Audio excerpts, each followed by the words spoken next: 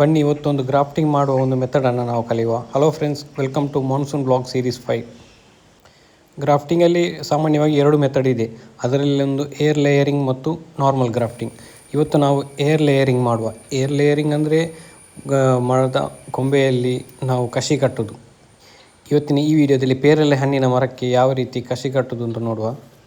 ಈ ಒಂದು air layering method ಏನಿದೆ ಇದು ತುಂಬಾ ಈಸಿ, ಯಾರಿಗೆ ಬೇಕಾದರೂ ಮಾಡ್ಬೋದು. ಮಾಡಲಿಕ್ಕೆ ಏನೆಲ್ಲ ಬೇಕು ಅಂತ ನಾನು ಮೊದಲು ಹೇಳ್ತೇನೆ. ಮೊದಲಿಗೆ ಸ್ಟಾರ್ಟಿಂಗ್ ಈ ರೀತಿ ಬ್ರಾಂಚಸ್ಗೆ ಎಲೆ ಎಲ್ಲ ಇದ್ದರೆ ಅದನ್ನು ಕಟ್ ಮಾಡಿ ನಂತರ ಒಂದು ಪರ್ಫೆಕ್ಟ್ ಆದ ಒಂದು ಏರಿಯಾನ ಸೆಲೆಕ್ಟ್ ಮಾಡಬೇಕು. ಪರ್ಫೆಕ್ಟ್ ಅಂದರೆ ಒಂದು ಗಂಟಿರುವ ಸ್ವಲ್ಪ ಮೇಲಿನ ಭಾಗ ಆದರೆ ತುಂಬಾ ಒಳ್ಳೆಯದು, ಅಂದರೆ ಬೇರು ಬರಲಿಕ್ಕೆಲ್ಲ ಸ್ವಲ್ಪ ಹೆಲ್ಪ್ ಆಗ್ತದೆ.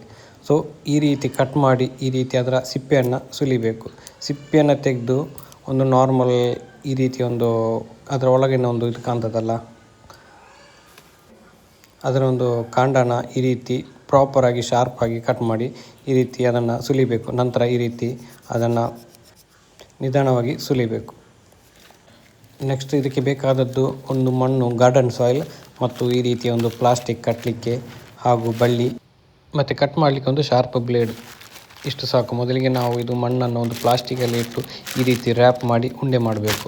ಅದು ಯಾಕೆ ಅಂದರೆ ಕಟ್ ಮಾಡಿದ ಆ ಜಾಗಕ್ಕೆ ಇದನ್ನು ಕಟ್ಟಬೇಕು. ಕಟ್ ಮಾಡಿದ ನಂತರ ಈ ರೀತಿ ಅದನ್ನು ಪ್ಲೇಸ್ ಮಾಡಿ ನಂತರ ಈ ರೀತಿ ಒತ್ತಿ ಟೈಟ್ ಮಾಡಬೇಕು. ಟೈಟ್ ಮಾಡಿದ ನಂತರ ಈ ಪ್ಲಾಸ್ಟಿಕ್ ಕವರ್ ಏನಿದೆ ಅದನ್ನು ಈ ರೀತಿ ಮಡಚಿ ಅದಕ್ಕೆ ಇನ್ನೊಂದು ಯಾವುದಾದೊಂದು ಟೇಪ್ ಅಥವಾ ನೀವು ಹಗ್ಗದ ಸಹಾಯದಿಂದಲೂ ಕೂಡ ಕಟ್ಬೋದು.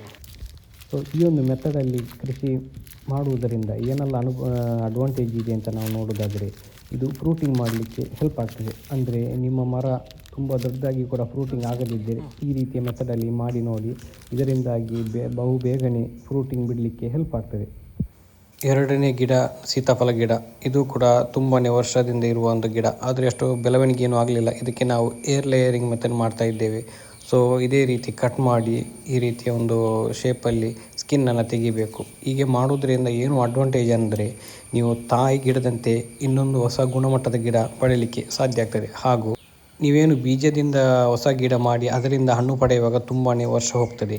ಈ ರೀತಿ ಮಾಡಿದರೆ ಬಹು ಬೇಗನೆ ಹೂ ಮತ್ತು ಕಾಯಿ ಬಿಡಲಿಕ್ಕೆ ಸಹಕಾರಿಯಾಗ್ತದೆ. ಮತ್ತು ನಿಮ್ಮ ಗಿಡ ಏನು ಅಷ್ಟೊಂದು ಬೆಳವಣಿಗೆ ಆಗದಿದ್ದರೆ ಈ ರೀತಿ ಟ್ರೈ ಮಾಡಿದರೆ ಇದರಿಂದಾಗಿ ಹೆಚ್ಚು ಗುಣಮಟ್ಟದ ಹಾಗೂ ಒಳ್ಳೆಯ ಒಂದು ಗಿಡ ಪಡೆಯಲಿಕ್ಕೆ ಸಾಕಾಗ್ತದೆ. ಹಾಗೂ ಇದನ್ನು ಹೊಸ ಪುನರ್ಜನ್ಮ ನೀಡಿದಂತೆ ಆಗ್ತದೆ. ಈ ಒಂದು ವಿಧಾನದಲ್ಲಿ ಕೊಂಬೆಯನ್ನು ಕತ್ತರಿಸದೆ ಅದೇ ಕೊಂಬೆಯಲ್ಲಿ ಈ ರೀತಿ ಗ್ರಾಫ್ಟಿಂಗ್ ಟೆಕ್ನಿಕನ್ನು ಯೂಸ್ ಮಾಡಿ ಅದನ್ನು ಬೇರು ಬರಿಸಿ ನಂತರ ಅದನ್ನು ನೆಡುವಂಥ ಈ ಒಂದು ಟೆಕ್ನಿಕ್ ತುಂಬಾ ಈಸಿ. ನೀವು ಮನೆಯಲ್ಲಿ ಈ ರೀತಿ ಟ್ರೈ ಮಾಡ್ಬೋದು. ಮತ್ತು ಈ ವಿಧಾನವು ನೀವು ಗ್ರಾಫ್ಟಿಂಗ್ ಮೆಥಡಿಗೆ ಹೋಲಿಸಿದರೆ ಇದರಲ್ಲಿ ಸಕ್ಸಸ್ ರೇಟ್ ತುಂಬಾ ಹೆಚ್ಚು. 90ರಿಂದ 95% ಇದರಲ್ಲಿ ಸಕ್ಸಸ್ ರೇಟ್ ಸಿಗ್ತದೆ. ಆದರೆ ಇದು ಎಲ್ಲ ಗಿಡಕ್ಕೆ ಸೂಕ್ತವಲ್ಲ. ಕೆಲವೊಂದು ಗಿಡಕ್ಕೆ ಅಂದರೆ ಮಾವು, ಸೀಬೆ, ನೇರಳೆ ಹಣ್ಣು ಮತ್ತು ಸೀತಾಫಲ ಈ ರೀತಿಯ ಮರಗಳಿಗೆ ಸೂಕ್ತವಾಗಿದೆ. ಇದು ಬೇರು ಬರಲಿಕ್ಕೆ ಕನಿಷ್ಠ ಅಂದರೂ 1 ತಿಂಗಳ ಕಾಲಾವಕಾಶ ಬೇಕಾಗ್ತದೆ. ಸೊ ಮಣ್ಣನ್ನು ಈ ರೀತಿ ಪ್ಲಾಸ್ಟಿಕಲ್ಲಿ ಉಂಡೆಯ ರೀತಿಯಲ್ಲಿ ಕಟ್ಟಿ ಅದನ್ನು ಈ ರೀತಿ ಓಪನ್ ಮಾಡಿ ರ್ಯಾಪನ್ನು ಈ ರೀತಿಯನ್ನು ಪ್ರೆಸ್ ಮಾಡಿ ಅದನ್ನು ಒಳಗಡೆ ಈ ರೀತಿಯಾಗಿ ಜೋಡಣೆ ಮಾಡಬೇಕು. ಇದರಿಂದಾಗಿ ಬೇರು ಬರಲಿಕ್ಕೆ ಹಾಗೂ ಅದರ ಒಳಗಿನ ತೇವಾಂಶ ಹಿಡಿದುಕೊಳ್ಳಲಿಕ್ಕೆ ಹೆಲ್ಪ್ ಆಗ್ತದೆ. ವೀಕ್ಷಕರೇ, ಒಂದಂತೂ ನೀವು ನೆನಪಿಟ್ಕೊಳ್ಳಿ, ಇದನ್ನು ನೀವು ಮಳೆಗಾಲದಲ್ಲಿ ಮಾಡೋದಾದರೆ ಕೇವಲ ಮಣ್ಣು ಸಾಕಾಗ್ತದೆ.